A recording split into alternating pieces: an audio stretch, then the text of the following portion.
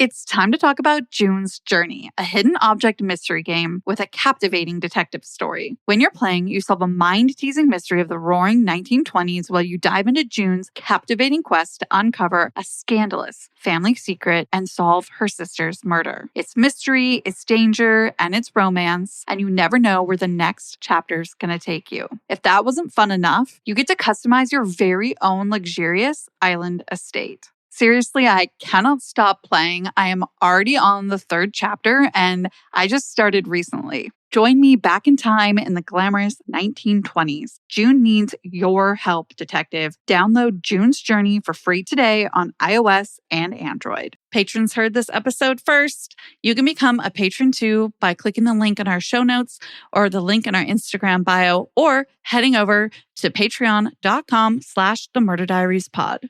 One of the many benefits our patrons get is a shout out in an episode. Thank you, Regina. Welcome to the Murder Diaries. I'm Natalie. And I'm Paige. There's perhaps no more well-known missing persons case than that of 3-year-old Madeleine McCann, who went missing from a Portuguese holiday resort in 2007. Over the intervening 15 years, there have been countless theories, suspects, court cases, and finger-pointing, but all have ultimately amounted to nothing. If Madeleine is alive, the bright-eyed toddler would now be 19 years old, a young adult who is likely unaware of her true identity. And if she isn't, then all the more reason to keep telling her story and bring the responsible party to justice. This is her story. Used to think it's in my head, but I'm walking with the dead. Madeleine Beth McCann was born on May 12, 2003, in Leicester, England. Like any new parents, her mom, Kate, and dad, Jerry, were ecstatic when she was born. But it wasn't only the expected new parent excitement. The couple had been trying for a baby for years with no success and plenty of heartbreak. It was particularly hard given that Madeleine's parents are both doctors with experience working with families who experience infertility. Little did they realize that it would affect them too. After a devastating diagnosis of endometriosis and a failed round of IVF, Madeleine was their miracle baby. Madeleine's early months weren't easy for the new parents. She suffered from painful bouts of colic, which would strike at any moment. She would curl her legs up into her stomach, clench her fists, and go red in the face, while the waves of discomfort attacked her tiny body. This meant Kate and Jerry had to spend hours at a time rocking and soothing her to sleep. It was a trying time for the trio, and Kate recalls how at times the three of them would be huddled in the kitchen crying together. Madeleine with her colic and the two parents with the pure exhaustion over trying to comfort her. But as quickly as the colic had started, it came to an end. When Madeleine was just 6 months old, Kate returned to work, and just 2 months after that, the family of 3 packed up their home and moved to Amsterdam for Jerry's work. Not long after arriving, they decided to start another round of IVF. This time, they fell pregnant on the first attempt. They were overjoyed. And they soon found out that rather than one baby, they were actually expecting twins. It felt like overnight their family of 3 had become 5, and before the babies were born, they returned back to England to be closer to their supportive families. Madeleine was 20 months old when she became a big sister. Over the coming months, the family adjusted to their new reality. Jerry received a number of promotions and Kate returned to work part-time. It was a hectic schedule, but both parents loved their not-so-little family unit. By then, Madeleine was developing into an independent and talkative toddler. Her favorite things to do were to visit a local farm, which was open to the public where visitors could feed the sheep, go for rides on the farm tractor, or even wander around with the donkeys as they grazed. She was incredibly bright and perceptive, noticing things long before others had. She wasn't shy. In fact, she loved people, but she was very aware of her surroundings and who was familiar and who was a stranger. Unlike other toddlers, Madeleine wouldn't rush into a room. Rather, she would stand back and observe. And then once she felt safe and confident, she would enter. Not long after that, she would relax and start asking questions, some of which seemed to come from a person much older than her age. Madeline and her siblings spent plenty of time with their doting aunties, uncles, and grandparents. They dropped by the family home often, and just like any cheeky toddler, Maddie could convince her grandparents that she deserved a chocolatey treat that she wasn't usually allowed to have at home. All of this is to say, Madeleine was a much-loved daughter, sister, and grandchild. She was full of life and a confident and intelligent toddler. There was no indication that her life would take the trajectory that it did, or that Kate and Jerry's typical family life was about to implode on a global scale. On New Year's Day in 2007, Kate and Jerry were spending the day with some close friends who had come to visit them. The couple were discussing how they were heading away on a trip to Portugal with another 2 couples and their kids. They suggested Kate and Jerry might like to join them with their 3 kids and really make a vacation out of it. And it didn't take long for Jerry to come around to the idea. Jerry had visited the country before and he had really enjoyed it. The resort the couples were staying at was well regarded and came with plenty of the family-friendly activities for the kids to enjoy. It ticked all the boxes for the parents who were traveling with their kids. But Kate was reluctant. The trip was going to be quite expensive once you factored in travel for 3 kids, and Kate was only working part-time at this stage. Plus, there was the travel itself. It's no small feat to pack for 3 kids and then go through the hassle of transport, international flights, and accommodation. She could think of plenty of local places that would require much less effort than a trip to Portugal. But eventually, Jerry's enthusiasm rubbed off on her and they booked the trip. The whole group would consist of 9 adults and 8 kids, including Kate, Jerry, and their 3 kids. On Saturday, April 28, 2007, the McCann household woke up before 7 a.m. to arrive at the airport in time for their flight. All of the kids were giddy with excitement as they carried their tiny suitcase out of their house and set off on what should have been the trip of a lifetime.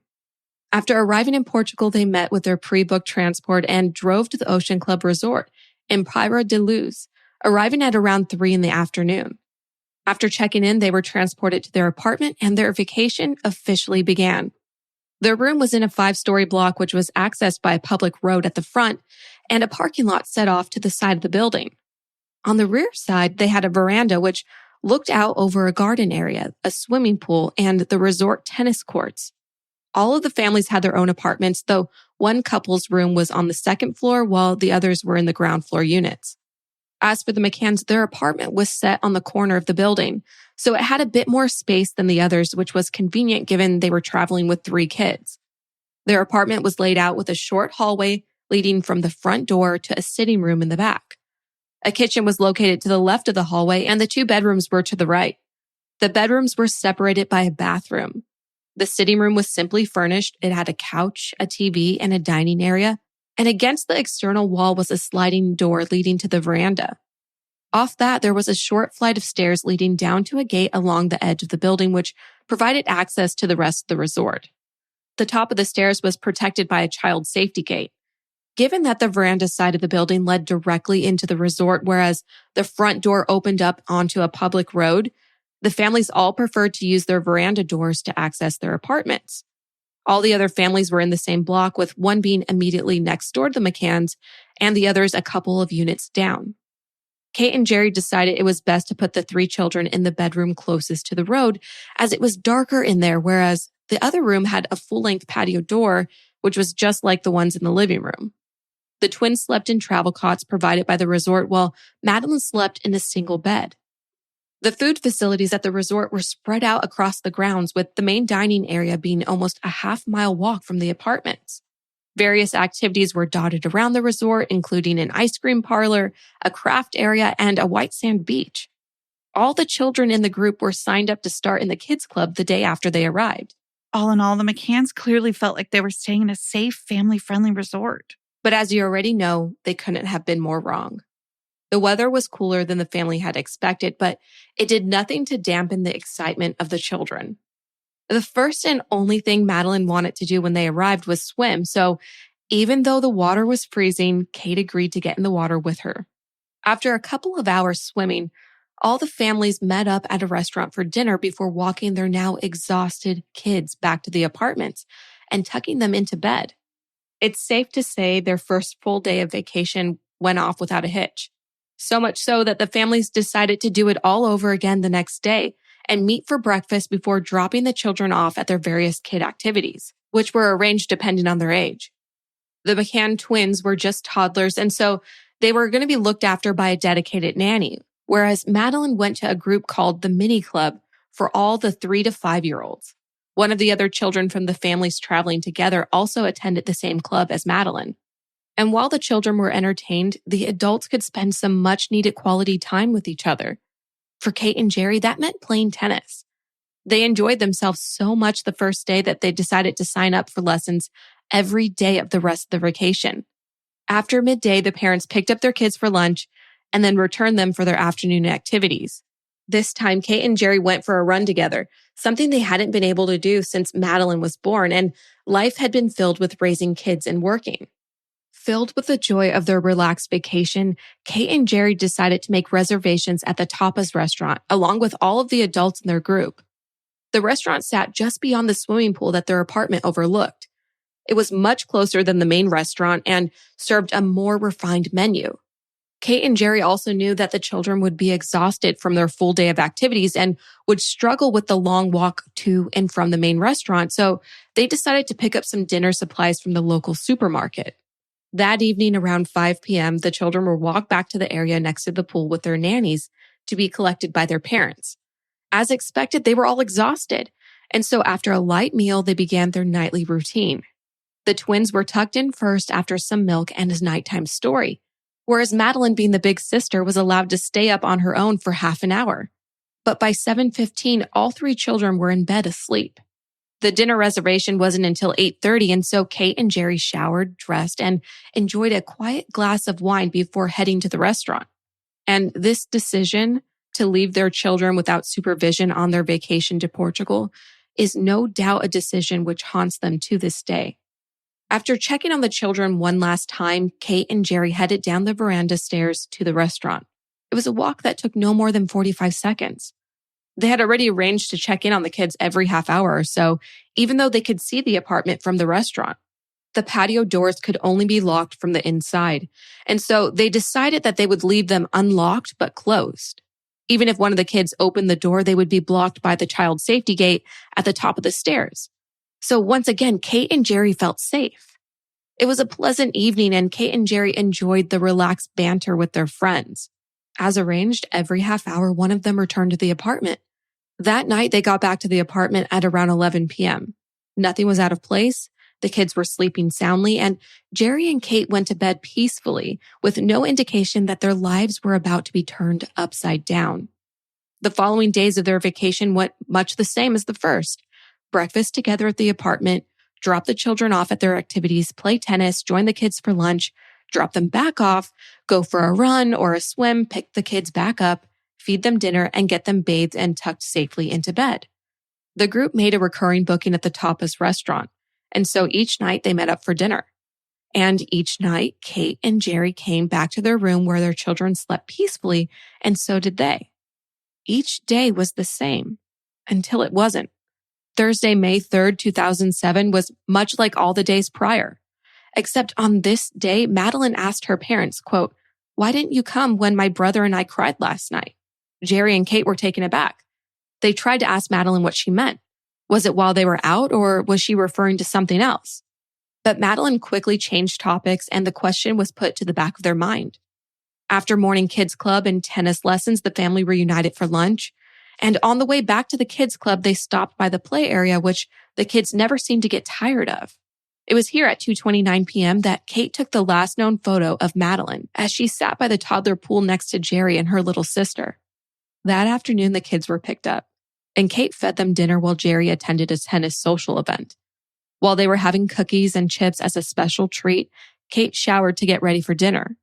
After story time on the couch, Jerry returned. And together, Kate and Jerry put their sleepy kids to bed just like each night before.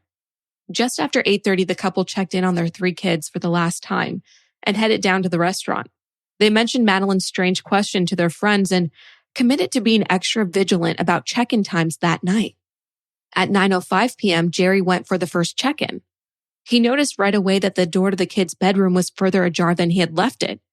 But after checking on them and finding them all exactly how they had been left, he used the restroom and headed back to the restaurant. He bumped into a friend from the tennis club on the way and had a short conversation. One of the other adults in the group mentioned having seen Jerry talking to the man on her way to check on her kids. Then at 9:30, it was Kate's turn to check. But as she stood up to leave, one of the other parents in the group, the one who was staying in the room immediately next door to the couple, was due to go check in on his kids at the same time. He mentioned that he would look in on the 3 kids, and despite being hesitant at first, Kate agreed. He came back to the table and reassured them that all was quiet at their place. Then at 10 p.m., Kate went back to the apartment herself. She came in through the patio doors as usual and stood listening for a few seconds. There weren't any sounds. She noticed that the door to the kids' room was much further open than she had left it. She walked towards the room and went to pull the door, but it slammed shut in her hands like a strong wind had caught it. Kate knew she hadn't left the patio door open, and the window in the kids' room was always shut, so the slam didn't make sense. She opened the door and walked into the room, waiting as her eyes adjusted to the darkness. Right away, she noticed that Madeleine's bed was unusually flat. There was no outline of the 3-year-old where it should have been. It wasn't terribly unusual for Maddie to have left her room and crawled into her parents' bed for comfort, but when Kate turned to look into the master bedroom, Madeleine wasn't there either. That's when the panic set in. She went back to the kids' room, turned on the light, and realized with a shock that the window, which had always been shut, was now wide open, and the shutters on the outside had been wound up, which is what had caused the door to slam. She knew instantly that Madeleine was gone, but she still frantically scoured every spot she could think of that Madeleine could fit in, hoping against hope that her baby was there. With no sign of Madeleine, Kate ran down the stairs back to the restaurant where the rest of the group was still sitting, and she screamed, "Madeleine's gone. Someone's taken her." With that, the search for Madeleine was on. The screams had awoken many other guests at the resort, who quickly joined in on the search once they heard that a child was missing. Staff from the hotel were called and the police were notified. And this is when the official investigation began. Here's a brief timeline of the events after Madeleine was discovered missing. Police arrived at 11:10, more than an hour after Kate had discovered Madeleine missing. Meanwhile, the resort staff and guests were searching the grounds for Madeleine. Jerry and Kate's family notified the British consulate, the British embassy, and the Foreign Office requesting support. By 1 a.m., officers from the main police force in Portugal, which is called the Polícia Judiciária, or PJ for short, arrived to begin taking formal statements. One of the other adults in the group with Kate and Jerry suggested getting the media involved, to which the officers immediately replied, "No media." And at 2 a.m., patrol dogs were brought to the resort. Just after 3 a.m., the officers from the PJ left. They told Kate and Jerry that they were heading home for the night and would return after 9 a.m. Kate and Jerry were told they could take what they needed from the kids' rooms, and the resort organized another apartment for them. Of course, Kate and Jerry couldn't sleep, not while their little girl was out there. Jerry went out looking again with some of the other adults while Kate moved her twins to the apartment of one of their friends. At around the same time, one of their traveling companions sent an email to Sky News informing them of the abduction, though it went to a generic inbox and wasn't discovered for months. More than 60 staff from the resort kept looking for Madeleine until 4:30 a.m. And at around 8 a.m., 4 search and rescue dogs arrived to begin searching the wider area beyond the resort. The news of Madeleine's disappearance broke the next morning, when one of their friends back in the UK contacted the BBC and GMTV to try and get them to cover the story. It went on to be one of the most widely covered crimes in British history. Unfortunately, right from the first minute, errors were made in the search and investigation into Madeleine's disappearance. Firstly, no one should have been able to touch the room while the investigation was underway. Instead, countless officers and staff entered the room, potentially disturbing evidence. Police took samples from the room, which identified DNA from one stranger, but this could have come from any one of the at least 20 people with access to the room. And the same thing happened outside the apartment, below the window where a crowd gathered and potentially trampled on evidence from the shutter and open window where the abductor is thought to have entered. Officers dusted the room for prints but didn't wear any gloves themselves, and even Kate and Jerry's prints had to be retaken after the officer printed them incorrectly. Even after Kate and Jerry requested support to have roadblocks set up and border authorities alerted, this didn't happen until 10 a.m. the following morning. Marine and border officers weren't given descriptions of Madeleine until days later. No house-to-house searches took place around the resort that night. No surveillance photos were taken from traffic cameras in the area where she was taken from. Interpol didn't issue a global missing person alert for 5 days. And not everyone at the resort was interviewed or accounted for. Some travelers later contacted British police to say that no one had spoken to them after the abduction at all. As for suspects, right from the start, the police were suspicious of Kate and Jerry, and they believed the parents were involved somehow in their daughter's abduction. This was made worse by the fact that they both agreed to take part in any interview or news story which would feature their daughter in the hopes of her being found. The police, however, saw this as a ploy to deflect the authorities' attention away from their involvement. And eventually, the media interest became so overwhelming that PR consultants from the British government were transported to Portugal to manage the media onslaught. Let's go over some of the key pieces of evidence in the investigation. Well, remember the friend that had seen Jerry talking to the man from tennis? She would later recall on her way back to the restaurant, she had seen a man carrying a sleeping child. She had no reason to believe there was anything untoward going on, as it was a family resort and many parents have experienced carrying a sleeping child on their way back from dinner or another event. And this was all before they knew Madeleine was missing. So the friend told the first officers on the scene about what she had noticed that night, including a description of the man. But they only informed the media of the sighting 21 days later. However, when Scotland Yard became involved, they identified the man as a fellow vacationer carrying his own daughter back to bed, and the man was eliminated as a suspect. 12 days after the disappearance, the PJ identified a British Portuguese man as a suspect. He lived just 426 feet from the apartment where the McCanns were staying and was identified as having been seen in the area that night by a number of residents and resort staff. He was questioned, his home searched, his pool drained, and his associates questioned. But nothing was discovered to indicate he had any involvement in the case. Next up was a sighting from other British tourists at the resort. They reported to Portuguese police that around 10 p.m. they had seen a man approximately 600 feet from the apartment carrying a girl between the ages of 3 and 4 years old. Sketches of these men were only released to the public in 2013. Witnesses also reported suspicious activity around the resort in the days before the abduction. Robberies had quadrupled in the area in the months prior, including 2 in the same block the McCanns were staying in. On top of that, guests who had stayed in the exact apartment prior to the McCanns reported having found strangers on their balcony, asking for money for a charity. This was a claim repeated by at least 3 separate vacationers. From the start, the media had been supportive of Kate and Jerry, but that didn't last long. It lasted about a month, because in June, 1 month after Madeleine went missing, the media began to turn against Kate and Jerry. They also began pointing fingers at their friends who had been labeled the top of 7.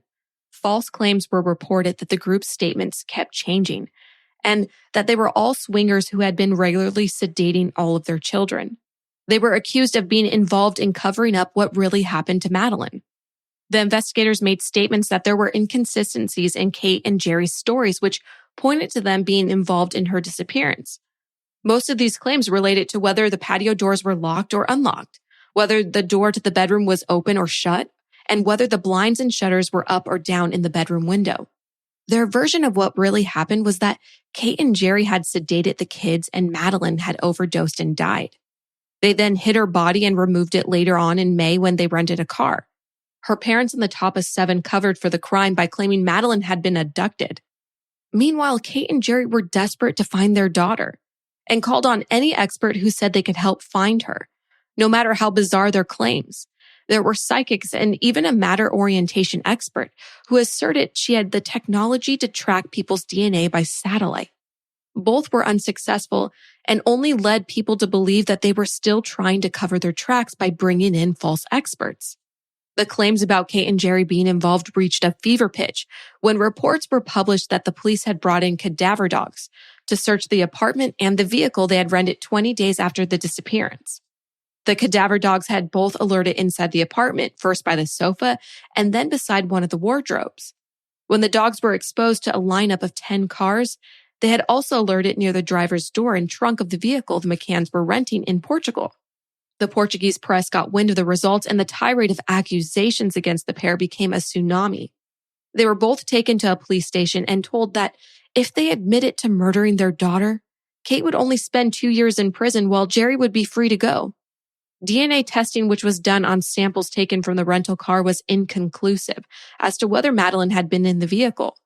And yet officers told Kate and Jerry that they were a match for Madeleine and proved her body had been in the car. With that, both Kate and Jerry refused to answer any more questions and took the advice of their lawyers by returning to the UK. By then, it was 4 months after Madeleine went missing, and they felt no closer to finding their little girl. But returning home didn't mean the media were any kinder to the couple. They were ripped apart online for having left the kids unattended in the first place. Meanwhile, Kate and Jerry continued their search, and they set up a fund called Madeleine's Fund, Leaving No Stone Unturned Limited, which they used to fund private investigators, lawyers, and any other professional services they felt were needed in the search for Madeleine. All the while, sightings of Madeleine came in from every corner of the globe. Thousands upon thousands of tips have been received even to this day. But none have been verified, because while Madeleine may look different now, she has one unique identifying feature which would be difficult to conceal. She has a spot in her right eye that almost gives the appearance of her pupil melting into her iris. After 15 years, the disappearance of Madeleine McCann is still one of the highest profile missing persons cases in history. In 2019, Netflix released an 8-part documentary about her disappearance, reigniting the search for her, but also the tirade of online vitriol against her parents. Kate and Jerry declined to be involved in the series. In April 2022, Portuguese authorities announced they had an official suspect in the case. The 45-year-old German man's name is Christian Bruckner. According to officials, he is currently serving time for the rape of an elderly woman and has been a suspect in Madeleine's disappearance since 2020. They believe that Christian murdered Maddie, though no information about their evidence in the case has been released. Whatever may have happened, Madeleine's disappearance remains unsolved, and her family continues to fight for justice. On her 18th birthday, Kate and Jerry released a message through Maddie's fund. It reads, "Every May is tough, a reminder of years past, of years together lost or stolen. This year is particularly poignant as we should be celebrating Madeleine's 18th birthday. Enough said. We hang on to the hope, however small, that we will see Madeleine again. As we have said repeatedly, we need to know what has happened to our lovely daughter, no matter what. We are very grateful to the police for their continued efforts. We still receive so many positive words and good wishes despite the years that have gone by. It all helps, and for that we are truly grateful. Thank you. Madeleine, we love you and we're waiting for you." Until next time, follow us on our socials at The Murder Diaries Pod on Instagram and TikTok. You can also reach us at the Murder Diaries Pod request@gmail.com. Until then, Stay safe. bye. Seeking the truth never gets old. Introducing June's Journey, the free-to-play mobile game that will immerse you in a thrilling murder mystery. Join June Parker as she uncovers hidden objects and clues to solve her sister's death in a beautifully illustrated world set in the Roaring '20s. With new chapters added every week, the excitement never ends. Download June's Journey now on your Android or iOS device, or play on PC through Facebook Games.